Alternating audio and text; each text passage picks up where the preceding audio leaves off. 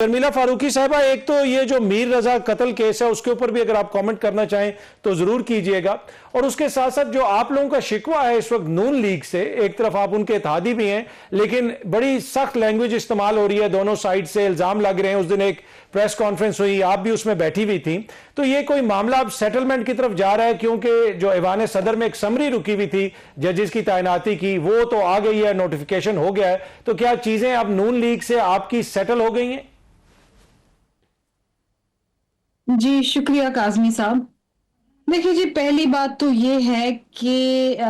بڑی حیرانگی کی بات ہے کہ گلگت بلتستان کا الیکشن ہو، اے جے کے کا الیکشن ہو یا کوئی اور معاملہ ہو، گھما پھرا کے پنجاب کی جانب سے جب بھی کوئی پریس کانفرنس ہوتی ہے، بیانات آتے ہیں، تو اس میں بالخصوص کراچی کا ذکر ضرور آتا ہے. آئی ڈونٹ نو وائی، چاہے اس کی ریلیونس ہو یا نہ ہو. آپ نے اگر موازنہ کرنا ہے کراچی کا اور کراچی کے ساتھ دیگر شہروں کا، پشاور ہو گیا، لاہور ہو گیا، وہ پھر ایک الگ سے ایک کتاب لکھ دیں اس کے اوپر. لیکن جی بی کے الیکشن میں جو تمام کیمپین تھی پی ایم ایل این کی، اٹ واز آن کراچی. اے جے کے اندر بھی یہی معاملات تھے. اب پنجاب کی جانب سے جب بھی کوئی بات کی جاتی تو سب سے پہلے کراچی کے اندر بارش ہو جائے، کراچی کے اندر کوئی ایشو ہو جائے، کراچی کے اندر خدا نخواستہ کوئی انسیڈنٹ ہو جائے،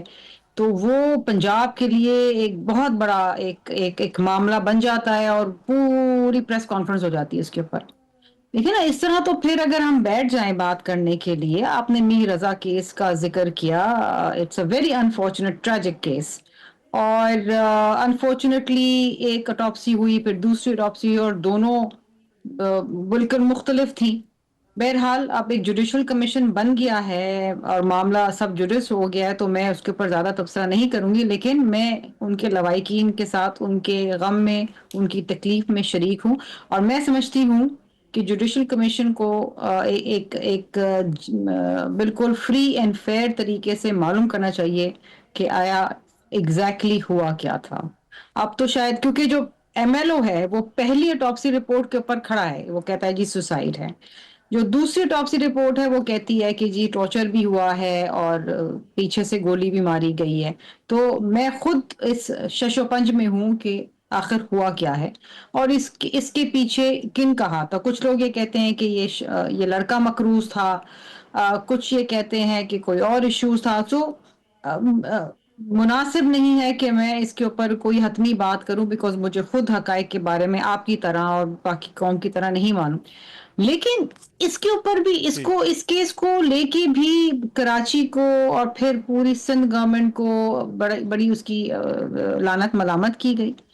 تو بھائی اس طریقے سے تو پھر غازی آباد پولیس اسٹیشن کے اندر ایک مینٹلی چیلنج لڑکی کا ریپ کیا گیا ایک اے ایس آئی نے،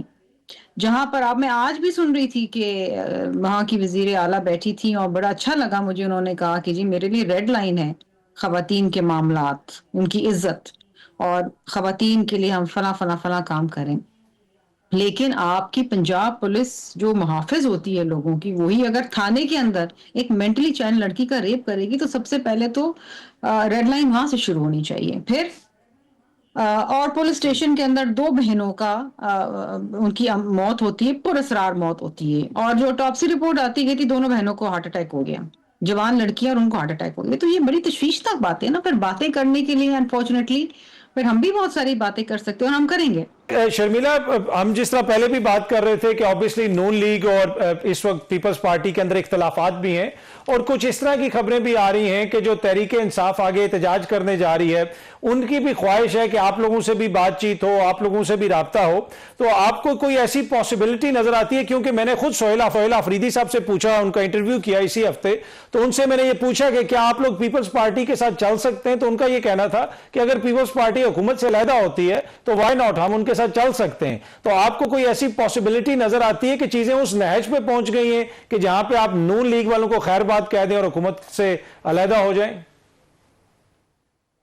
دیکھیں کاظمی صاحب، جو اس وقت حالات اور معاملات ہیں نا، بالخصوص اے جے کے الیکشنز کے بعد، وہ انتہائی غیر معمولی ہیں. Let me put it this way. اور جو دھاندلی کی گئی ہے، جس طریقے سے نہ صرف پیپلز پارٹی کا مینڈیٹ چرایا گیا بلکہ اے جے کے کی عوام کا مینڈیٹ چرایا گیا ہے، اس ویلی کا مینڈیٹ جو اس وقت شدید اشتعال انگیزی کے اندر مبتلا ہے، ان کے ایشوز ہیں. آپ ایک فیک مینڈیٹ کے ساتھ حکومت اگر بنانے کی کوشش کریں گے تو وہاں کے لوگ آپ کو ذہنی طور پہ اور آئینی طور پہ ایکسیپٹ نہیں کریں گے، اور اس ویلی میں مزید بے چینی پیدا ہوگی. So this is a very very danger situation for P M L N also. ان کو سوچنا چاہیے. اب بات یہ ہے کہ آج کی بھی میں آپ کو اگر ڈیولپمنٹ بتاؤں تو L15 میں ہمارے کینڈیڈیٹ جیت چکے تھے، اور ہم نے حالانکہ وہاں پر بھی کچھ پولنگ سٹیشنز کے اوپر کافی ایشوز آئے، اور ہم نے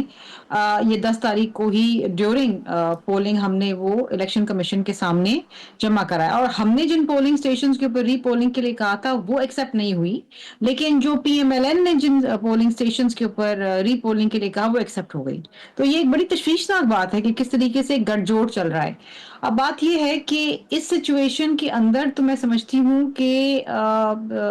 ایک ورکنگ ریلیشن شپ اور ایک ہیلدی ورکنگ ریلیشن شپ پی ایم ایل این کے ساتھ بہت مشکل ہوتا چلا جا رہا ہے.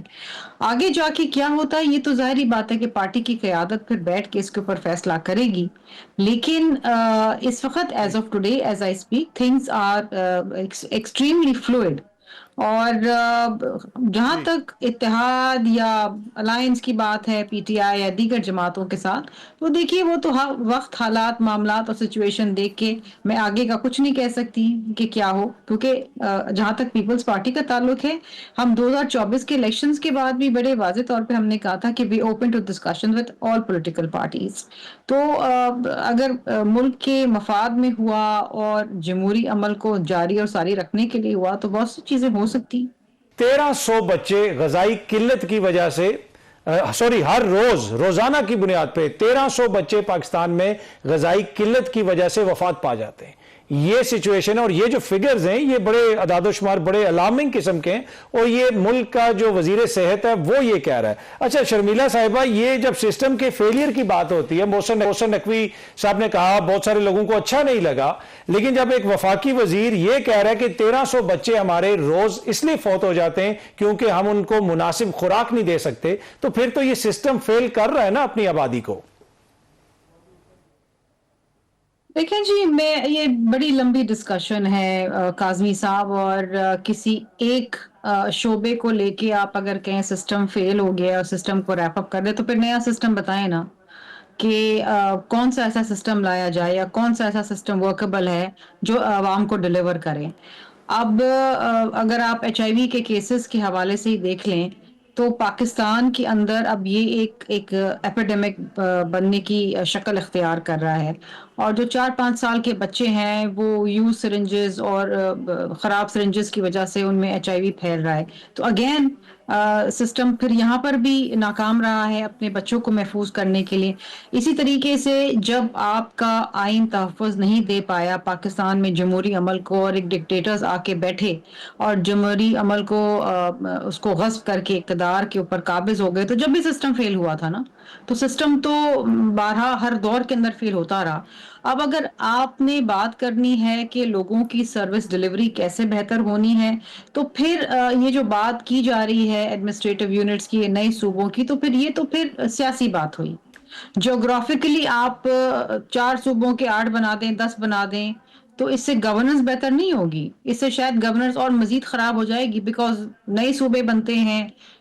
اور چیف منسٹرز آتے ہیں، کابینہ بنتی ہے، ایڈمنسٹریشن مشینری بنتی ہے، بیوروکریسی آتی ہے، آپ کے پاس تو وہ فسکل سپیس ہی نہیں ہے. جو طریقہ کار ہے وہ یہ ہے کہ آپ اپنے لوکل گورنمنٹ سسٹم جو آپ کا 3rd ٹیئر آف گورنمنٹ ہے اس کو امپاور کریں،